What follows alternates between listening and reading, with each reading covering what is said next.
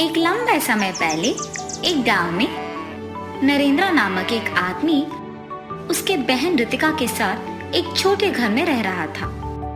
बचपन में ही उनके माँ बाप का देहांत होने के कारण वो उसके बहन का ख्याल रखता था। नरेंद्र उसकी बहन के लिए पढ़ाई छोड़कर दिन रात मेहनत करता था और पैसे कमा के उसकी बहन को पढ़ाता था। कुछ साल बाद जब उसकी बहन का कॉलेज में पढ़ने का समय आया तो उसके गांव में कॉलेज न होने के कारण उसे दूसरे शहर में पढ़ाता था। एक दिन उसकी बहन दोस्तों के साथ बाहर जाती है। वहाँ वो पहली बार फ्रेंच फ्राइज खाती है।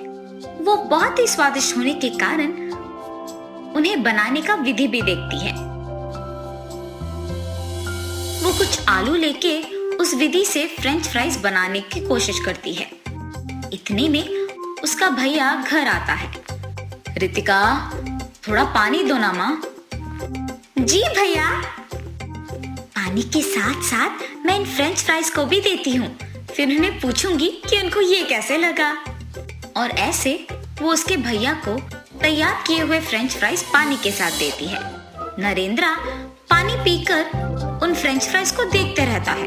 तब रितिका, भैया वो यूं ही घूरने के लिए नहीं है बल्कि खाने के लिए बने हैं, जरा खा के तो बताओ कि कैसे हैं। उसके बहन के ऐसे कहने पर ये ना जानने के बावजूद कि वो क्या है, नरेंद्र उन्हें खा कर कहता है, कैसे बनाया तुमने ये? बहुत ही स्वादिष्ट है। हमारे गांव में तो मैंने इसे कभी नहीं खाया। भैया इन्हें मैंने ही बनाया। और तब वो उसके भैया को जो कुछ भी हुआ बताती है। भैया मेरे पास एक अच्छा विचार है। क्या है वो रितिका? हमारे गांव में फ्रेंच फ्राइज के बारे में किसी को भी नहीं पता है, इसीलिए हम एक फ्रेंच फ्राइज का दुकान लगा के इन्हें बेचेंगे। तब बहुत लाभ होगा।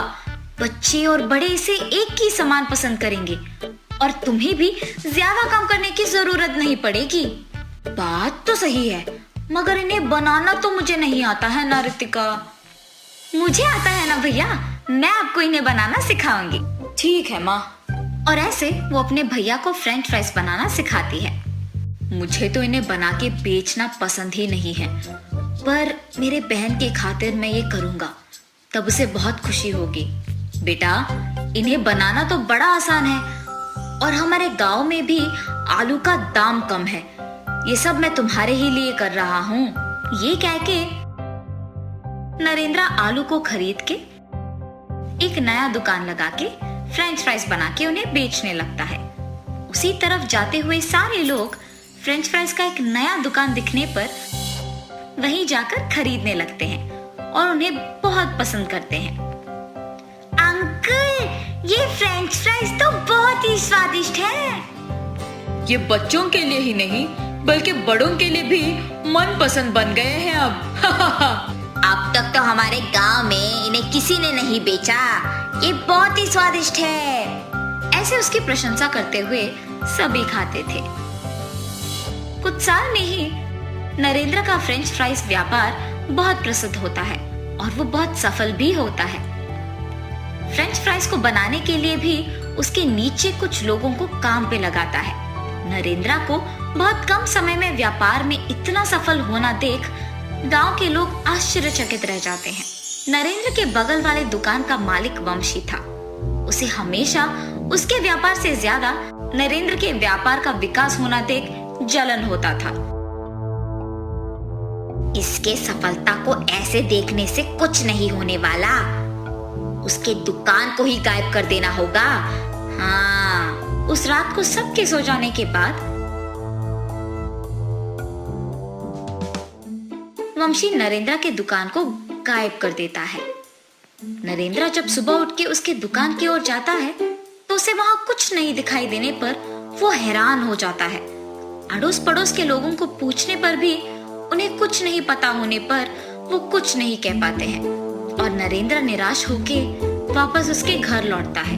नरेंद्र के घर पहुंचने के तुरंत बाद उसकी बहन कॉलेज से घर पहुंचती है और उसे खुशखबरी देती है कि उसे एक नौकरी मिल गई। लेकिन उसके भैया को दुखी देख पूछती है, भैया क्या हुआ? अब ऐसे क्यों हो? तब नरेंद्र उसे जो कुछ भी हुआ बताता है। आप निराश मत हो भैया, अब मेरा नौकरी लग गया है ना, आप पहले से भी बड़ा फ्रेंच फ्राइज का दुकान लगाइए और इस बार हम अपनी दुकान के बाहर एक सीसी कैमरा भी लगाएंगे। कुछ दिन बाद रितिका उसके वादा के अनुसार ही उसके वेतन के पैसों को लाकर उसके भैया के हाथों में देती है। तब नरेंद्र उसी स्थान में पहले से भी बड़ा दुकान लगाता है और बाहर एक सीसी कैमरा को भी लगवाता है। उसका दुकान प्रसिद्ध होने के कारण सभी वापस उसी के दुकान आने लगते हैं और वही फ्रेंच फ्राइज खरीदते हैं। ये देख वंशी वापस उसके व्यापार को छोड़कर नरेंद्र के व्यापार के बारे में दुखी होता है। ऐसे ही कुछ दिन बाद नरेंद्र का व्यापार और उसका विकास देख उसे कुछ न कर पाने के कारण वंशी बहुत दुखी होकर बहुत बीमार पड़ जाता है। मैंने हमेशा नरेंद्र के व्यापार और उसकी उन्नति को देख रोया है, पर खुद के व्यापार पर कभी ध्यान नहीं दिया मैंने। अगर दिया होता तो आज मेरे व्यापार के साथ साथ मेरा भी सेहत ठीक होता, मैं से बीमार नहीं पड़ जाता। ये सोचते हुए दुखी होता है। इस तरफ नरेंद्र उसके बहन का कहा मानते हुए उसका व्यापार अच्छे से चलाता है। जल्द ही उसका नाम इतना प्रसिद्ध होता है कि अड़ोस पड़ोस के गांव वाले भी वहां आके खाने लगते हैं। रितिका भी उसके भैया की इस नाम को देख बहुत खुश होती है और वो उसका नौकरी करते हुए अपने भाई के दुकान का भी ख्याल रखती है। ऐसे ही वो दोनों भाई बहन मेहनत करते हुए खुशी से जीते हैं। एक लंबे समय पहले एक गांव में विनोद और सावित्री नामक पति पत्नी रहते थे। उनके साकेत और प्रणवी नामक 2 बच्चे भी थे। विनोद एक छोटा नौकरी करता था। विनोद को पता था कि उसकी पत्नी बहुत बुद्धिमान और तेज है, इसीलिए उसे हर काम में बहुत प्रोत्साहित करता था। हर वक्त सिर्फ घर के काम करते हुए समय बिताने के बदले सारे काम जल्दी खत्म करके मैं रोज नए प्रकार के व्यंजन बनाने की कोशिश करूंगी। हाँ, तभी मैं एक ना एक दिन खुद का एक नाम कमा पाऊंगी। ऐसे हर रोज अखबार में, टीवी में अलग प्रकार के व्यंजनों को देख घर पे बनाने की कोशिश करती थी। एक दिन अखबार में मटका मटन बिरयानी का विधि पढ़ के उसके घर में सारे काम खत्म करके एक मटके को लेके उसे साफ करके मटन बिरयानी के लिए जरूरी सामग्री तैयार रख के मटन बिरयानी बनाती है। घर में मौजूद परिवार वालों को मटके में बिरयानी परोस के उसे स्वाद करने कहती है, ताकि वो ये जान सके कि उसका स्वाद कैसे है। उसके पति और बच्चे मटन बिरयानी का नाम सुनते ही उत्साहित होके खाना शुरू करते हैं। अखबार में जैसे दिया गया था वैसे ही बनाने पर मटन बिरयानी बहुत तीखा बनता है। माँ, मटन बिरयानी बहुत तीखा है, इसे खाना मुझसे नहीं होगा, ऐसे कह के चला जाता है और उसके पीछे ही प्रणवी और उसके पति विनोद भी चले जाते हैं। अपने परिवार वालों का उसके हाथ का बिरयानी ना खा पाना उसे बहुत निराश करती है। उसे दुखी देख उसके पति उसके पास आके कहते हैं, अरे सावित्री, क्यों दुखी हो? पहली ही बार में अगर इतना अच्छा आया तो अगली बार सोचो और कितना अच्छा आएगा। तुम निराश मत हो, एक और बार कोशिश करो, ऐसे उसके पति का कहना मानती है। मेरे दुखी होने की कोई जरूरत नहीं है, मुझे मटन बिरयानी वैसे भी अच्छे से बनाना आता है और इसीलिए मटके में भी अच्छा ही बनाऊंगी। कुछ दिन बाद सावित्री वापस मटके में मटन बिरयानी बनाती है। आज का मटन बिरयानी मैंने अखबार में दिए हुए विधि के प्रकार नहीं, बल्कि सभी सामग्री को सही मात्रा में डालकर बनाया है। ऐसे सोच के सभी को बुला के मटका मटन बिरयानी परोसती है। माँ, इस बार मटन बिरयानी बहुत ही स्वादिष्ट है। हाँ माँ, बहुत ही स्वादिष्ट। सही में बहुत ही स्वादिष्ट है सावित्री, तुम्हारे हाथों में तो जादू है, तुम्हें तो एक होटल लगाना चाहिए। उसके पति के बातें सुनकर उन्हीं के बारे में सोचती रहती है। मेरे पति के बातों के अनुसार ही अगर मैं एक होटल शुरू करूं तो घर के सारे काम करने के बाद वैसे भी मैं दिन भर खाली ही रहती हूँ। ये फैसला करके अपने पति के पास जाती है। सुनिए, आपकी बातों के बारे में मैंने बहुत सोचा है। मैंने फैसला किया है कि मैं एक होटल शुरू करूंगी। आजकल का कोई भी होटल वैसे भी मटके का बिरयानी नहीं बेच रहे हैं, इसीलिए मैं मटका बिरयानी बना के बेचना शुरू करूंगी। सावित्री, तुम सही बात कर रही हो। मुझे भी ऐसा कभी नहीं लगा कि मटके का बिरयानी भी इतना स्वादिष्ट हो सकता है। इतना ही नहीं, तुम्हारे जितना अच्छा तो और कोई नहीं बना सकेगा। ऐसे वो एक होटल शुरू करने के लिए सभी तैयार करती है। एक होटल शुरू करती है। उस होटल को मटका मटन बिरयानी का बोर्ड लगा के बिरयानी बेचना शुरू करती है। जब वो मटका मटन बिरयानी बनाती है तो वो सुगंध उस तरफ से जाते हुए सबको आकर्षित करता है और मुड़ के देखने पर उन्हें वो बोर्ड दिखाई देती है। मटका में बना हुआ बिरयानी? मैंने तो ये कभी नहीं सुना। मटके में तो पानी भरते हैं ना, बिरयानी भी बनाते हैं क्या? पता नहीं यार, लेकिन सुगंध तो इतना अच्छा आ रहा है कि अभी खाने का मन कर रहा है। ऐसे कह के उस होटल को जाते हैं। होटल को आए हुए ग्राहक को वो गर्मा गर्म बिरयानी देती रहती है। मटका मटन बिरयानी मतलब हमने कुछ और ही सोचा, पर ये तो बहुत ही स्वादिष्ट है। हाँ, मैंने भी इतना स्वादिष्ट बिरयानी अब तक नहीं खाया।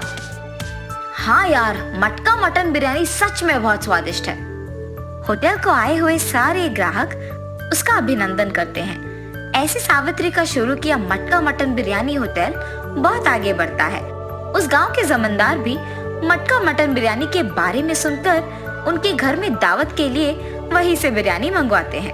जमींदार की आज्ञा के प्रकार ही मटका मटन बिरयानी तैयार करके जमींदार के सेवक को देकर भिजवाती है।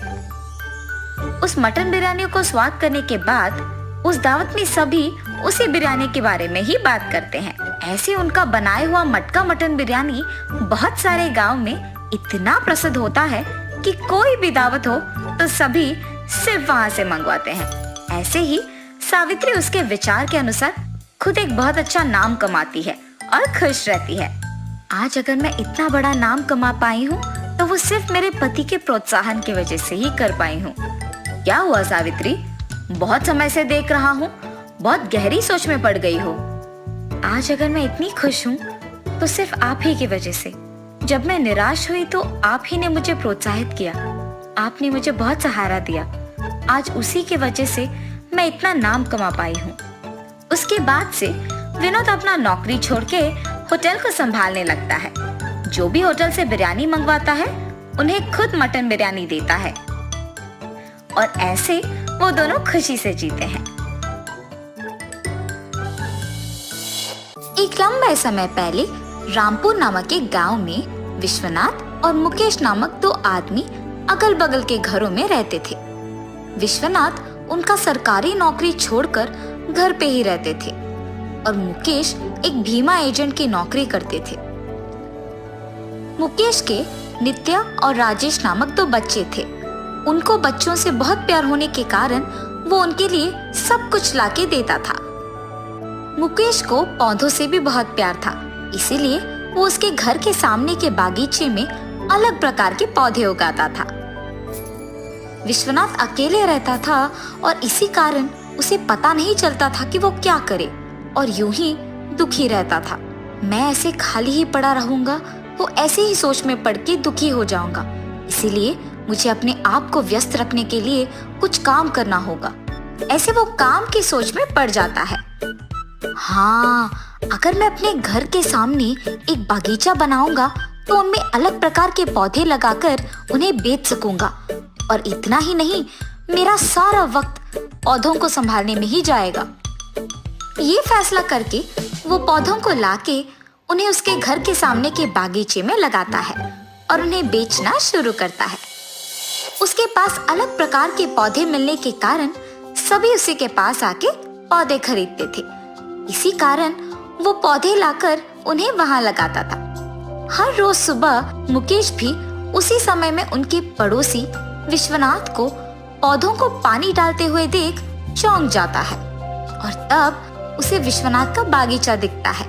मुकेश अपने पौधों को ज्यादा पानी डालने के कारण वो बहुत ही सुंदर दिखते थे, लेकिन विश्वनाथ उनके पौधों को बस जितना जरूरी था उतना ही पानी डालने के कारण वो दिखने में उतने सुंदर नहीं थे। मैं अपने पौधों को उनसे ज्यादा पानी डाल रहा हूँ, इसी कारण मेरे पौधे दिखने में बहुत हरा भरा और सुंदर है। ये सोचकर उनके पौधों को पानी डालकर वहाँ से चले जाता है। कुछ देर बाद मुकेश विश्वनाथ के पास कुछ लोग आकर उससे पौधे खरीद के जाना देखता है। मेरे पड़ोसी विश्वनाथ पौधों को कब से बेचने लगे? मुझे तो पौधों से प्यार है, इसीलिए मैं अपने नौकरी के साथ साथ ये काम भी कर रहा हूँ। और अगर मैं अब इन पौधों को बेचने लगूंगा तो इनसे ज्यादा मेरे ही पास पौधे बिकेंगे। हाँ, सारे लोग मेरे ही पास आएंगे। और उसके फैसला के मुताबिक ही अगले दिन वो भी अलग प्रकार के पौधे लाकर उसके बागीचे में लगाता है और विश्वनाथ की ही तरह वो भी उन्हें बेचने लगता है। उसकी सोच के ही अनुसार सभी लोग पौधे अच्छे दिखने पर मुकेश के पास आकर ही उन्हें खरीदते थे। मेरे सोच के अनुसार ही सभी विश्वनाथ से ज्यादा मेरे पास आकर पौधे खरीद रहे हैं, ऐसे खुशी से पौधों को बेचता था। हाँ, भीमा को बेचने के साथ साथ मुकेश पौधों को भी बेचने लगा है क्या? चलो अच्छा है, इस गांव में मेरे अलावा कोई और तो पौधों को नहीं बेचता था पहले, ऐसे विश्वनाथ सोचता है। उन दोनों का व्यापार अच्छा चलने पर दोनों खुश रहते हैं और ऐसे बहुत दिन गुजर जाते हैं। एक रात को अचानक एक भयानक तूफान शुरू होता है। अरे रे, इस डरावने तूफान की वजह से न जाने मेरे पौधों का क्या ही हाल होगा। हाय भगवान। ऐसे उसके पौधों के बारे में परेशान होते हुए मुकेश सोता है। सुबह उठते ही वो सबसे पहले उसके पौधों को देखने जाता है। पौधे सारे नीचे पड़े हुए और जड़ों से बाहर आके नष्ट हुए होते हैं। उन्हें देख मुकेश बहुत दुखी होता है। इतने में विश्वनाथ भी उसके पौधे देखने आता है। हम दोनों हर रोज सुबह एक ही समय में पौधों को पानी डालते थे, न जाने उनके पौधों का क्या हाल है। और विश्वनाथ के पौधे देखने जाता है। उनके पौधों को सीधे और अच्छे होते देख दंग रह जाता है। उनसे तो ज्यादा पानी मैं अपने पौधों को डालता हूँ, उनसे ज्यादा मेरे ही पौधे दिखने में अच्छे हैं, लेकिन मेरे ही पौधे नष्ट हो गए हैं और इनके पौधे तो सही सलामत हैं। ये कैसे मुमकिन हो सकता है? इस सोच में पड़ जाता है और निराश हो जाता है। शुक्र है कि मेरे पौधों को इस तूफान से कोई नुकसान नहीं पहुंचा। इन पौधों को सही मात्रा के पानी डालने के कारण ही ये इतने दृढ़ता से तूफान को सह पाए हैं। न जाने मुकेश के पौधों का क्या हाल है। तब वो देखता है कि मुकेश के सारे पौधे नष्ट हो गए और मुकेश को निराश होकर ऐसे बैठे हुए देखता है। बेचारा, शायद इसीलिए निराश बैठा होगा कि उसके पौधे सारे नष्ट हो गए। ये सोचकर अंदर चले जाता है। उसके बाद से सभी सिर्फ विश्वनाथ के पास से पौधे खरीद के जाते थे। बहुत दिन हो जाने के बाद भी मुकेश न जाने क्यों नए पौधे लाके नहीं बेच रहा। और ऐसे वो मुकेश के पास जाता है। मुकेश को ऐसे दुखी ही बैठे हुए देख विश्वनाथ पूछता है, मुकेश, क्या पौधे नष्ट हो जाने के कारण तुम ऐसे दुखी बैठे हो? हाँ विश्वनाथ जी, मेरे पौधे तो जड़ों के साथ बाहर निकलकर गिर गए, लेकिन आपके पौधे तो दृढ़ और मजबूत है, ऐसे कैसे हुआ होगा? मैं अपने पौधों को बस उनके लिए जितना काफी है उतना ही पानी डालता हूँ, इसी कारण वो बहुत मजबूत बने और उस भयानक तूफान के कारण भी नहीं गिरे। हम अगर हमारे पौधों को उनकी जरूरत से ज्यादा पानी डालेंगे तो वो दृढ़ता से नहीं रहेंगे, इसीलिए हमें पौधों को कोई भी मुसीबत का सामना करने के लिए तैयार करना होगा। इस बार आप मेरे तरीके का इस्तेमाल करके अपने पौधों को लगाइए, हम दोनों मिलकर उनका ख्याल रखेंगे। ठीक है विश्वनाथ जी, आपके कहे के अनुसार ही करूंगा। ये कह के वो वहाँ से चले जाते हैं। मुकेश तब नए पौधों को लाके उसके बागीचे को साफ करने निकलता है। अगर मैं बागीचे को अकेले साफ करूंगा तो बहुत समय लग जाएगा। और तब वो उसके बच्चों को बुलाता है। जी पापा, चलो आओ बेटा, इस बागीचे को साफ करने में मेरी मदद करो। पर पापा, हमें तो ये सब करना नहीं आता, आप हमें सिखाइए और हम आपका कहाँ मानेंगे। ठीक है बेटा, बस मैं जैसे करता हूँ वैसे ही करो। वो तीनों मिलके बागीचे को साफ करते हैं। ये सब देख विश्वनाथ जी, पौधों के मामले में ही नहीं बल्कि बच्चों के मामले में भी हमें यही करना है। उन्हें ऐसे बड़ा करना है कि वो कोई भी मुसीबत का सामना कर पाए, तभी वो सारा काम करना सीखेंगे। अगर लाड ज्यादा करेंगे तो जब उन पे मुसीबत का साया पड़ेगा तो वो कमजोर पड़ जाएंगे और उसका सामना नहीं कर पाएंगे। इसीलिए उन्हें भी दृढ़ और मजबूत बनाना होगा ताकि वो हर मुश्किल का सामना कर पाए। तब से मुकेश विश्वनाथ जी के सलाह के अनुसार बच्चों का और पौधों का अच्छा ख्याल रखते हुए उन्हें हर मुसीबत का सामना करने के लिए तैयार करते हैं और वो सभी खुशी से उनका जीवन बिताते हैं। तो इस कहानी का नैतिक क्या है? अगर हम इन पौधों को बच्चे समझेंगे तो इस कहानी से आपको ये समझ आएगा कि बच्चों को प्यार के साथ ही मुसीबत का सामना करने के लिए तैयार करना बहुत जरूरी है। अगर उन्हें कोई काम नहीं करने देंगे या सिखाएंगे नहीं तो वो भविष्य में अपने आप कुछ नहीं कर पाएंगे और मुश्किलों का सामना नहीं कर पाएंगे। इसीलिए उन्हें प्यार, अनुशासन और शिक्षण सब कुछ सही मात्रा में सिखाना जरूरी है। चंद्रबाबू पैसे कमाने के लिए हैदराबाद जाता है। वहाँ एक व्यापार शुरू करने के लिए गहरी सोच में पड़ जाता है। चाय पीने के लिए बाइक पे निकलता है। सर्कल के पास ट्रैफिक पुलिस कुछ लोगों को समझाते रहता है। उसी तरफ जाते हुए चंद्रबाबू को पुलिस पकड़ लेता है। सर क्या हुआ, आपने मुझे क्यों पकड़ा? तुमने हेलमेट नहीं पहना और वो कानून के खिलाफ है, इसीलिए मैंने तुम्हें रोका है। गलती हो गया है सर, इस बार के लिए माफ कर दीजिए। ठीक है, फाइन भर के जाओ। फाइन कितना है सर? 500। उसके बाद चंद्रबाबू चाय पीने के लिए जाता है। चाय पीते हुए उसे एक विचार आता है, वैसे तो मैं यहाँ एक व्यापार शुरू करने के लिए आया हूँ ना, तो क्यों ना मैं एक हेलमेट का दुकान खोलूं। चंद्रबाबू का दुकान तैयार हो जाता है और खुलने के बाद हर रोज बहुत सारे ग्राहक आते हैं। इसीलिए वो एक भरोसेमंद को दुकान में काम करने के लिए लगाता है। उसका नाम संतोष है। मैं बाहर काम पे जा रहा हूँ संतोष। जी साहब, मैं यहाँ दुकान संभालूंगा। ऐसे कुछ दिन बीत जाते हैं। उसका व्यापार अच्छा चल रहा था और बहुत लाभ भी आता है। लाभ को देख संतोष लालची बन जाता है। हमेशा की तरह चंद्रबाबू जब कुछ काम पे बाहर जाता है तो उस समय में संतोष कुछ पैसे चुरा लेता था दुकान से और चंद्रबाबू को कोई शक नहीं होता है। ऐसे ही कुछ दिन गुजर जाते हैं। संतोष, तुम्हारा वेतन कम है ना? जी साहब। ठीक है, अब से तुम्हारा वेतन होगा 10,000 रुपए। बहुत बहुत शुक्रिया साहब। अब से इस दुकान का ख्याल तुम्हें ही रखना होगा, ठीक है? मुझे गांव जाना होगा, वहां कुछ काम है। 10 दिन बाद आऊंगा। जी साहब, आप कहने तक मैं दुकान का बहुत अच्छा ख्याल रखूंगा। चंद्रबाबू के गांव जाने के बाद हर रोज के पैसे में से आधा संतोष ले लेता था।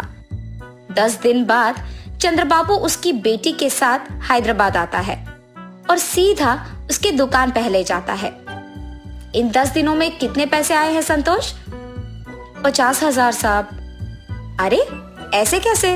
हर रोज का हमें 10,000 मिलता था ना, इतना कम कैसे हो गया? चंद्रबाबू को उस पे शक आता है, मगर वो कुछ कहे बिना वहां से चले जाता है। क्या हुआ पापा?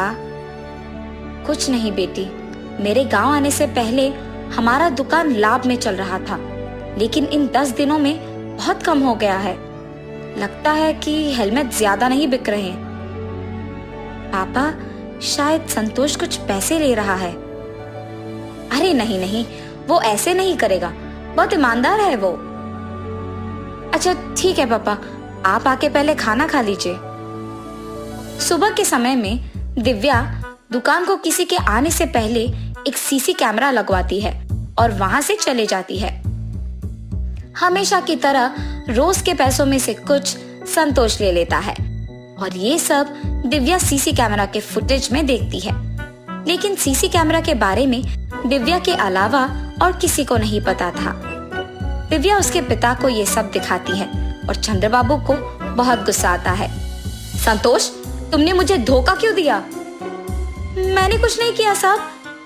हर रोज दुकान से तुम ही पैसे निकाल रहे हो। अयो नहीं साहब, मैंने नहीं लिया। ये लो सबूत। उसे देख संतोष के मुंह से एक शब्द नहीं निकलता है। मुझसे बहुत बड़ी गलती हो गई है साहब, मुझे माफ कर दीजिए।